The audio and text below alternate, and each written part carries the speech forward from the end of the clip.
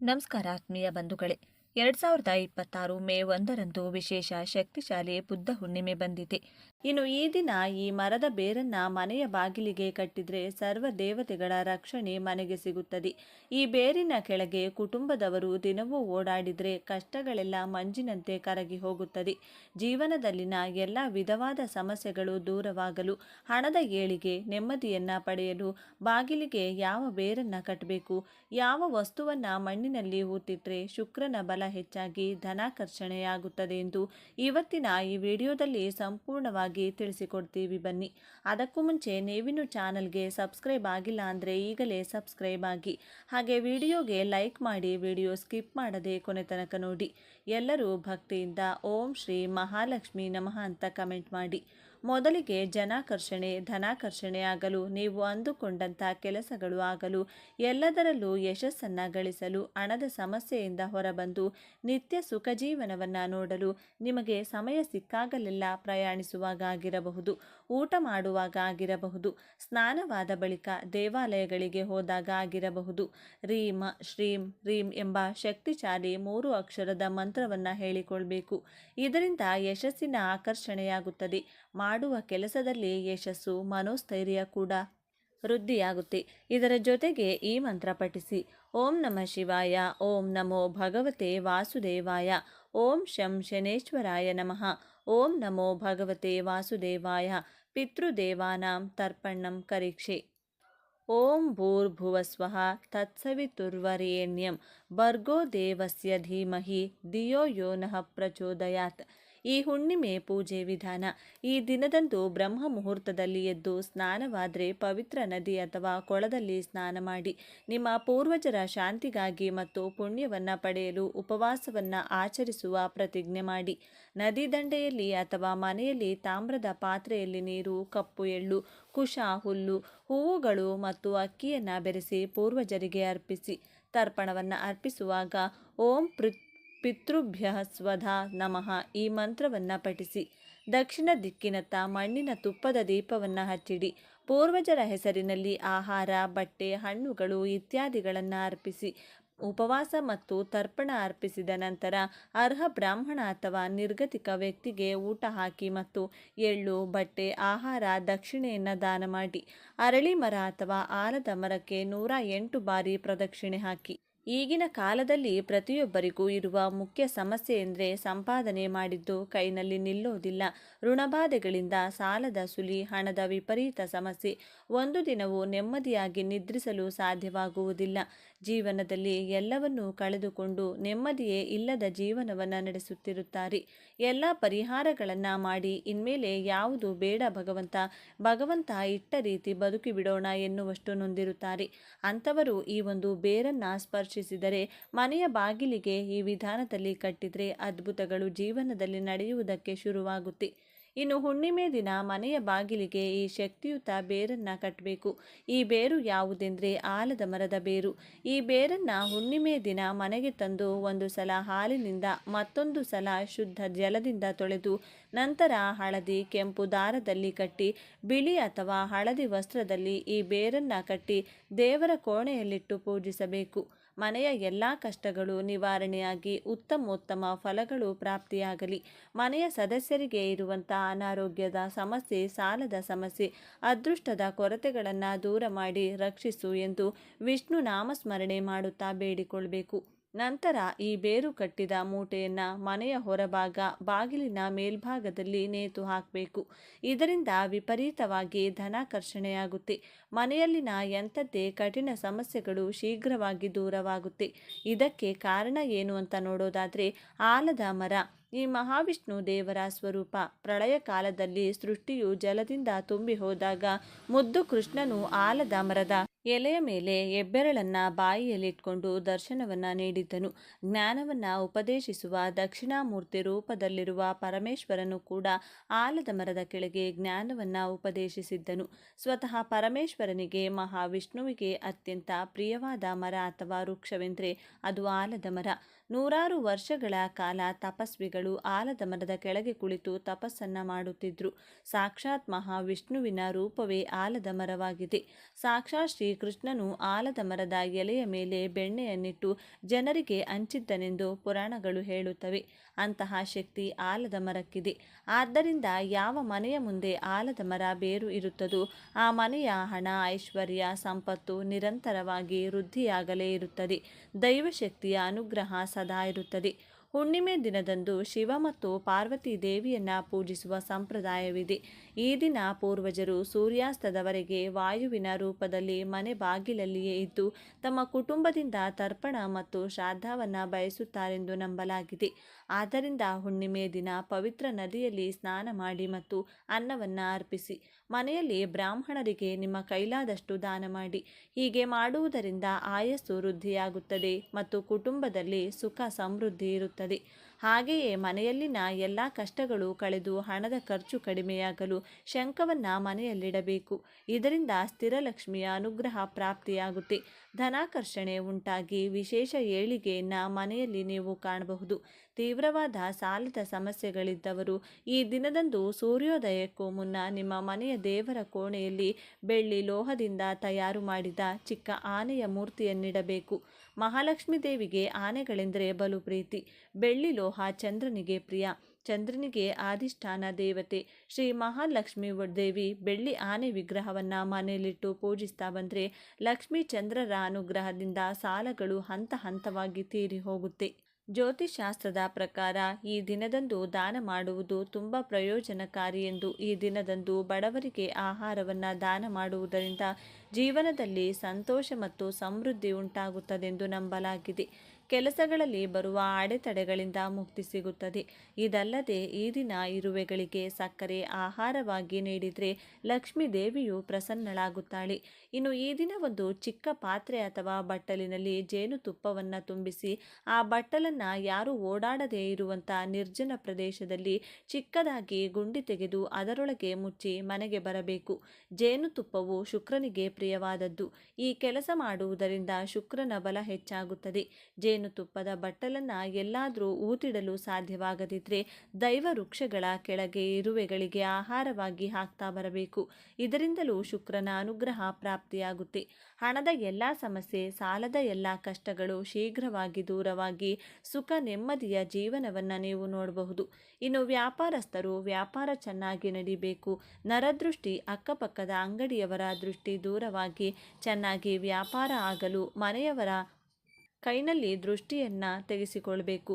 ಹೇಗೆಂದರೆ 7 ಲಡ್ಡುಗಳನ್ನು ಕೈನಲ್ಲಿ ಹಿಡಿದು ನಿಮ್ಮ ತಲೆಯ ಸುತ್ತ 3 ಬಾರಿ, ಎಡಭಾಗದಿಂದ 3 ಬಾರಿ, ಬಲಭಾಗದಿಂದ ಸುತ್ತಿ ನಂತರ ಆ 7 ಲಡ್ಡುಗಳನ್ನು ಗೋಮಾತೆಗೆ ಅಥವಾ ಮೂಕಜೀವಿಗಳಿಗೆ, ಶ್ವಾನಗಳಿಗೆ ಆಹಾರವಾಗಿ ನೀಡಬೇಕು. ಇದರಿಂದ ಹಣದ ಎಲ್ಲ ಸಮಸ್ಯೆಗಳ ಜೊತೆಗೆ ವ್ಯಾಪಾರದಲ್ಲಿನ ಅಡೆತಡೆಗಳು, ಅಕ್ಕಪಕ್ಕದವರ ದೃಷ್ಟಿ ದೋಷಗಳು ಶೀಘ್ರವಾಗಿ ದೂರವಾಗಿ ವ್ಯಾಪಾರ ಚೆನ್ನಾಗಿ ನಡೆಯುತ್ತದೆ. ನೋಡಿದ್ರಲ್ಲ, ಮನೆಯ ಮುಖ್ಯದ್ವಾರಕ್ಕೆ ಯಾವ ಬೇರನ್ನು ಕಟ್ಟಬೇಕು, ವ್ಯಾಪಾರಸ್ಥರು ವ್ಯಾಪಾರದ ಏಳಿಗೆಗೆ ಯಾವ ತಂತ್ರವನ್ನು ಮಾಡಬೇಕು ಅಂತ ಇವತ್ತಿನ ಈ ವಿಡಿಯೋದಲ್ಲಿ ತಿಳಿಸಿಕೊಟ್ಟಿದ್ದೇವೆ. ಈ ಮಾಹಿತಿ ನಿಮಗೆ ಇಷ್ಟವಾದರೆ ತಪ್ಪದೆ ಜೈ ಶ್ರೀಕೃಷ್ಣ ಅಂತ ಬರೆದು ಈ ವಿಡಿಯೋನ ಪ್ರತಿಯೊಬ್ಬರಿಗೂ ಶೇರ್ ಮಾಡಿ. 2026 ಮೇ 1ರಂದು ವಿಶೇಷ ಶಕ್ತಿಶಾಲಿ ಬುದ್ಧ ಹುಣ್ಣಿಮೆ ಬಂದಿದೆ. ನಮ್ಮ ಜೀವನದಲ್ಲಿ ಅದೃಷ್ಟ ಎಂಬುದು ಕೇವಲ ನಮ್ಮ ಕರ್ಮಗಳ ಮೇಲೆ ಮಾತ್ರವಲ್ಲ, ನಮ್ಮ ಮನೆಯಲ್ಲಿ ಹರಿಯುವ ಶಕ್ತಿಯ ಪ್ರವಾಹದ ಮೇಲೂ ಕೂಡ ಅವಲಂಬಿತವಾಗಿರುತ್ತದೆ ಎಂಬುದು ನಿಮಗೆ ತಿಳಿದಿದೆಯೇ? ಎಷ್ಟೇ ಪೂಜೆ ಮಾಡಿದರೂ, ಎಷ್ಟು ಕಷ್ಟಪಟ್ಟರೂ ಫಲ ಸಿಗುತ್ತಿಲ್ಲ ಎಂದರೆ ನಮ್ಮ ಸುತ್ತಮುತ್ತಲಿನ ಯಾವುದೋ ಒಂದು ಅದೃಶ್ಯ ನಕಾರಾತ್ಮಕ ಶಕ್ತಿ ನಮ್ಮ ಪ್ರಗತಿಯನ್ನು ತಡೆಯುತ್ತಿದೆ ಎಂದರ್ಥ. ಇಂದು ನಾವು ಈ ಅದ್ಭುತ ಕಥೆಯ ರೂಪದಲ್ಲಿ ಅದೃಷ್ಟ ನಿಮ್ಮ ಮನೆಯನ್ನ ಬಿಟ್ಟು ಹೋಗದಂತೆ ಕೇವಲ ಒಂದು ಲೋಟ ನೀರಿನಿಂದ ರಾತ್ರಿ ವೇಳೆ ಮಾಡಬೇಕಾದ ಆ ರಹಸ್ಯ ಪರಿಹಾರವೇನು, ಅದರ ಹಿಂದಿರುವ ಆಧ್ಯಾತ್ಮಿಕ ಸತ್ಯವೇನು ಎಂಬುದನ್ನು ವಿವರವಾಗಿ ತಿಳಿಯೋಣ. ಈ ಒಂದು ಸಣ್ಣ ಬದಲಾವಣೆ ನಿಮ್ಮ ಜೀವನದಲ್ಲಿ ಧನ ಪ್ರವಾಹವನ್ನು ಹೇಗೆ ಹರಿಸುತ್ತದೆ ಎಂಬುದು ಈ ಕತೆ ಕೇಳಿದರೆ ನಿಮಗೆ ಅರ್ಥವಾಗುತ್ತದೆ. ಹಾಗಾಗಿ ವಿಡಿಯೋ ಸ್ಕಿಪ್ ಮಾಡದೆ ಕೊನೆವರೆಗೂ ನೋಡಿ. ಮೊದಲು ಓಂ ಶ್ರೀ ಮಹಾಲಕ್ಷ್ಮಿಯೇ ನಮಃ ಎಂದು ಕಮೆಂಟ್ ಮಾಡಿ, ವಿಡಿಯೋಗೆ ಒಂದು ಲೈಕ್ ಕೊಟ್ಟು ನಮ್ಮ ಚಾನಲ್ನ ಸಬ್ಸ್ಕ್ರೈಬ್ ಮಾಡ್ಕೊಳ್ಳಿ. ಹಿಂದೆ ಸಿದ್ದಾಪುರ ಎಂಬ ಹಳ್ಳಿ ಇತ್ತು. ಹಸಿರು ಗದ್ದೆಗಳು, ಪ್ರಶಾಂತವಾದ ವಾತಾವರಣವಿದ್ದರೂ ಆ ಊರಿನ ಕೊನೆಯಲ್ಲಿರುವ ಸೋಮಶೇಖರ ಮನೆಯಲ್ಲಿ ಮಾತ್ರ ನಿರಂತರವಾಗಿ ಯಾವುದೋ ಒಂದು ಅಶಾಂತಿ. ಸೋಮಶೇಖರ ಒಂದು ಕಾಲದಲ್ಲಿ ಆ ಊರಿನಲ್ಲಿ ಹೆಸರುವಾಸಿಯಾದ ವ್ಯಾಪಾರಿ, ಧರ್ಮಬದ್ಧವಾಗಿ ಬದುಕುತ್ತಿದ್ದವನು. ಆದರೆ ಕಳೆದ 2 ವರ್ಷಗಳಿಂದ ಕಾಲ ಅವನಿಗೆ ಕೈಕೊಟ್ಟಿತ್ತು. ಮಾಡಿದ ಕೆಲಸವೆಲ್ಲ ಅರ್ಧಕ್ಕೆ ನಿಲ್ಲುವುದು, ಸಾಲದ ಹೊರೆ ಹೆಚ್ಚಾಗುವುದು, ಮನೆಯಲ್ಲಿ ಒಬ್ಬರಾದ ಮೇಲೆ ಒಬ್ಬರಿಗೆ ಅನಾರೋಗ್ಯ, ಇವು ಅವನನ್ನ ಕಂಗೆಡಿಸಿದ್ದವು. ಅವನ ಪತ್ನಿ ಲಕ್ಷ್ಮಿ ನಿರಂತರವಾಗಿ ದೈವ ಚಿಂತನೆಯಲ್ಲಿ ತೊಡಗಿದ್ದರು. ಅವರ ಮನೆಯ ಹೊಸ್ತಿಲನ್ನು ದಾರಿದ್ರ್ಯ ಬಿಟ್ಟು ಹೋಗುತ್ತಿರಲಿಲ್ಲ. ಒಂದು ದಿನ ಆಕಾಶದಲ್ಲಿ ಮೋಡ ಕವಿದು ಗಾಳಿಯಲ್ಲಿ ಒಂದು ರೀತಿಯ ಭಾರವಾದ ಅನುಭವವಾಗುತ್ತಿತ್ತು. ಸೋಮಶೇಖರ ಮನೆಯ ವರಾಂಡದಲ್ಲಿ ಕುಳಿತು ಶೂನ್ಯವನ್ನು ನೋಡುತ್ತಾ, ನಾನೇನು ತಪ್ಪು ಮಾಡಿದೆ? ಎಲ್ಲರಿಗೂ ಒಳ್ಳೆಯದನ್ನೇ ಬಯಸುವ ನನಗೆ ಈ ಶಿಕ್ಷೆ ಏಕೆ ಎಂದು ಕಣ್ಣೀರು ಹಾಕುತ್ತಿದ್ದ. ಸರಿಯಾಗಿ ಅದೇ ಸಮಯದಲ್ಲಿ ಒಬ್ಬ ತೇಜಸ್ವಿ ವೃದ್ಧೆ ಆ ಬೀದಿಯಲ್ಲಿ ನಡೆದು ಬಂದಳು. ಅವಳ ಮುಖದಲ್ಲಿ ದಿವ್ಯ ಕಾಂತಿ, ಕಷಾಯ ವಸ್ತ್ರ, ಕೈಯಲ್ಲೊಂದು ದಂಡ. ಅವಳು ಸೋಮಶೇಖರನ ಮನೆಯ ಮುಂದೆ ನಿಂತು ಅವನನ್ನು ತೀಕ್ಷ್ಣವಾಗಿ ನೋಡಿದಳು. ಸೋಮಶೇಖರ ಎದ್ದು ನಿಂತು, ಅಮ್ಮ, ಈ ಮಧ್ಯರಾತ್ರಿಯಲ್ಲಿ ಯಾರನ್ನು ಹುಡುಕುತ್ತಿದ್ದೀರಿ? ನಿಮಗೆ ಏನಾದರೂ ಬೇಕೆ ಎಂದು ಮರ್ಯಾದೆಯಿಂದ ಕೇಳಿದನು. ಆ ವೃದ್ಧೆ ಮಂದಹಾಸ ಬೀರುತ್ತಾ, ನಾಯಕನೇ, ನಾನು ಹಸಿವಿನಿಂದ ಇಲ್ಲಿಗೆ ಬರಲಿಲ್ಲ. ನಿನ್ನ ಮನೆಯ ಸುತ್ತ ಆವರಿಸಿರುವ ಕತ್ತಲೆಯನ್ನ ಕಂಡು ನಿಂತೆ. ಎಲ್ಲಿ ಬೆಳಕು ಇರಬೇಕು ಅಲ್ಲಿ ಕತ್ತಲೆ ತುಂಬಿಕೊಂಡ್ರೆ ಲಕ್ಷ್ಮೀದೇವಿ ಒಳಗೆ ಬರಲು ಹೇಗೆ ಸಾಧ್ಯ ಎಂದು ಗಂಭೀರವಾಗಿ ನುಡಿದಳು. ಸೋಮಶೇಖರನಿಗೆ ಆಶ್ಚರ್ಯವಾಯಿತು. ತನ್ನ ಕಷ್ಟಗಳನ್ನು ಹೇಳದೆಯೇ ಆಕೆ ಗುರುತಿಸಿದ್ದಾಳೆ ಎಂದು ಅವನಿಗೆ ಅರ್ಥವಾಯಿತು. ಅಮ್ಮ, ನನ್ನ ಅದೃಷ್ಟ ನನ್ನನ್ನು ಬಿಟ್ಟು ಹೋಗಿದೆ ಅನಿಸುತ್ತಿದೆ ಎಂದು ಗೋಳಾಡಿದ. ಆಗ ಆ ವೃದ್ಧೆ ಒಳಗೆ ಬಂದು ಕುಳಿತು ಲಕ್ಷ್ಮಿ ನೀಡಿದ ನೀರಿನ ಲೋಟವನ್ನ ಕೈಗೆತ್ತಿಕೊಂಡು ಹೀಗೆಂದಳು, ನೋಡು ಮಗನೇ, ಈ ನೀರು ಕೇವಲ ಬಾಯಾರಿಕೆ ನೀಗಿಸುವುದಕ್ಕಲ್ಲ. ಇದು ಸೃಷ್ಟಿಯ ಅತ್ಯಂತ ಶಕ್ತಿಶಾಲಿ ವಾಹಕ. ಪಂಚಭೂತಗಳಲ್ಲಿ ನೀರು ಮಾತ್ರ ತನ್ನೊಳಗೆ ಶಕ್ತಿಯನ್ನು ಬೇಗನೆ ಗ್ರಹಿಸಬಲ್ಲದು. ನಿಮ್ಮ ಮನೆಯಲ್ಲಿ ಅದೃಷ್ಟ ನಿಲ್ಲದೇ ಇರಲು ಕಾರಣ ಮನೆಯ ಮೂಲೆಗಳಲ್ಲಿ ಶೇಖರಣೆಯಾಗಿರುವ ನಕಾರಾತ್ಮಕ ಆಲೋಚನೆಗಳು ಮತ್ತು ದೃಷ್ಟಿದೋಷಗಳು. ಎಲ್ಲಿ ಶಕ್ತಿ ಪ್ರವಾಹ ನಿಲ್ಲುತ್ತದೆಯೋ ಅಲ್ಲಿ ದಾರಿದ್ರ್ಯ ಬಂದು ನೆಲೆಸುತ್ತದೆ. ಅವಳು ಆ ರಹಸ್ಯವನ್ನ ವಿವರಿಸಿದಳು. ಇದು ಮಂತ್ರತಂತ್ರವಲ್ಲ, ಪ್ರಕೃತಿ ಸಿದ್ಧವಾದ ಶಕ್ತಿ, ಮಾರ್ಪಾಡು. ನೀರಿಗೆ ಸ್ಮರಣ ಶಕ್ತಿ ಇರುತ್ತದೆ. ಅದು ನಮ್ಮ ಭಾವನೆಗಳನ್ನು ಪ್ರತಿಬಿಂಬಿಸುತ್ತದೆ. ರಾತ್ರಿ ವೇಳೆ ಪ್ರಕೃತಿ ನಿಶ್ಶಬ್ದವಾಗಿದ್ದಾಗ ಮನೆಯ ಕೆಟ್ಟ ತರಂಗಗಳು ಸಕ್ರಿಯವಾಗುತ್ತವೆ. ಆಗ ಒಂದು ನಿರ್ದಿಷ್ಟ ರೀತಿಯಲ್ಲಿ ನೀರನ್ನ ಬಳಸಿದರೆ ಅದು ಅಯಸ್ಕಾಂತದಂತೆ ಗಾಳಿಯಲ್ಲಿರುವ ನೆಗೆಟಿವ್ ಎನರ್ಜಿಯನ್ನ ತನ್ನೊಳಗೆ ಎಳೆದುಕೊಳ್ಳುತ್ತದೆ. ನಿನಗೊಂದು ಪರಿಹಾರ ಹೇಳಿಕೊಡುತ್ತೆ, ಅದನ್ನ ತಪ್ಪದೆ ಮಾಡು ಅಂದಳು ಅಜ್ಜಿ. ಸೋಮಶೇಖರ ಮತ್ತು ಲಕ್ಷ್ಮಿ ಆವೇಶದಿಂದ ಕೇಳತೊಡಗಿದರು. ಹೇಳಿದ ನಿಯಮಗಳಿವು. ಈ ಪರಿಹಾರಕ್ಕಾಗಿ ಬೇಕಾದ ವಸ್ತುಗಳು ಮತ್ತು ಮಾಡುವ ವಿಧಾನ: ಒಂದು ಪಾರದರ್ಶಕ ಗಾಜಿನ ಲೋಟ. ರಾತ್ರಿ ಮಲಗುವ ಮುನ್ನ ಒಂದು ಸ್ವಚ್ಛವಾದ ಗಾಜಿನ ಲೋಟವನ್ನ ಪೂರ್ತಿಯಾಗಿ ನೀರನ್ನು ತುಂಬಿಸಬೇಕು. ಅದು ಪಾರದರ್ಶಕವಾಗಿರಬೇಕು, ಏಕೆಂದರೆ ಬೆಳಕು ಮತ್ತು ಶಕ್ತಿ ಅದರ ಮೂಲಕ ಹರಿಯಬೇಕು. 2 ಕಲ್ಲುಪ್ಪಿನ ಬಳಕೆ. ಆ ನೀರಿಗೆ ಒಂದು ಚಿಟಿಕೆ ಕಲ್ಲುಪ್ಪನ್ನು ಹಾಕಬೇಕು. ಲಕ್ಷ್ಮೀದೇವಿಯ ಸೋದರ ಎನ್ನಲಾಗುವ ಉಪ್ಪಿಗೆ ಗಾಳಿಯಲ್ಲಿರುವ ತೇವಾಂಶ ಮತ್ತು ಕೆಟ್ಟ ತರಂಗುಗಳನ್ನು ಹೀರುವ ಶಕ್ತಿ ಇದೆ. 3 ಸಂಕಲ್ಪ. ಆ ಲೋಟವನ್ನ ಹಿಡಿದುಕೊಂಡು ನಮ್ಮ ಮನೆಯ ಕಷ್ಟಗಳು, ಸಾಲಗಳು, ಅನಾರೋಗ್ಯವೆಲ್ಲವೂ ಈ ನೀರಿನಲ್ಲಿ ಲೀನವಾಗಲಿ ಎಂದು ಬಲವಾಗಿ ಸಂಕಲ್ಪ ಮಾಡಬೇಕು. 4 ಸ್ಥಳ. ಮನೆಯ ಕತ್ತಲೆ ಇರುವ ಮೂಲೆ ಅಥವಾ ಮಲಗುವ ಮಂಚದ ಕೆಳಗೆ, ಕಾಲುಗಳ ಕಡೆಗೆ ಈ ಲೋಟವನ್ನ ಇಡಬೇಕು ಎಂದು ಹೇಳಿದರು. ಅಜ್ಜಿ ಆ ರಾತ್ರಿ ಸೋಮಶೇಖರ ಮತ್ತು ಲಕ್ಷ್ಮಿ ಅದೇ ರೀತಿ ಮಾಡಿದರು. ಉಪ್ಪಿನ ಹರಳುಗಳು ನೀರಿನ ಅಡಿಯಲ್ಲಿ ಕರಗುತ್ತಿದ್ದರೆ ಅವರಲ್ಲಿ ಹೊಸ ಭರವಸೆ ಮೂಡಿತು. ಮರುದಿನ ಬೆಳಿಗ್ಗೆ ಎದ್ದು ನೋಡಿದಾಗ ಸೋಮಶೇಖರನಿಗೆ ಆಶ್ಚರ್ಯ. ರಾತ್ರಿ ಸ್ವಚ್ಛವಾಗಿದ್ದ ನೀರು ಈಗ ಸ್ವಲ್ಪ ಕೊಳಕಾಗಿ ಮೇಲೆ ಕಪ್ಪು ಪದರ ಕಟ್ಟಿತ್ತು ಮತ್ತು ಲೋಟದ ಗೋಡೆಗಳಿಗೆ ಸಣ್ಣ ಗುಳ್ಳೆಗಳು ಅಂಟಿಕೊಂಡಿದ್ದವು. ಇದು ಮನೆಯಲ್ಲಿದ್ದ ನಕಾರಾತ್ಮಕ ಶಕ್ತಿಯನ್ನ ನೀರು ಹೀರಿಕೊಂಡಿದೆ ಎಂಬುದಕ್ಕೆ ಸಾಕ್ಷಿ.